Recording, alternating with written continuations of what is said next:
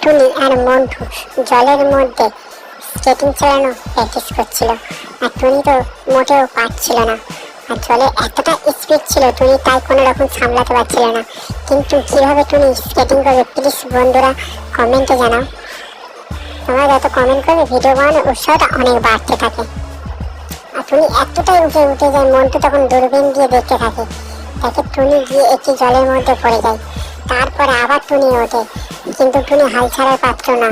টুনি চেষ্টা চালিয়ে যাচ্ছে। তোমরা চেষ্টা করো প্লিজ একটি ভিডিওতে লাইক করা, যাতে আমাদের ভিডিও বানানোর উৎসাহটা বাড়তে থাকে। আর তোমাদের ভিডিওটা কেমন লাগছে দেখো। টুনি স্কেটিং করাটা অলরেডি শিখে যায়।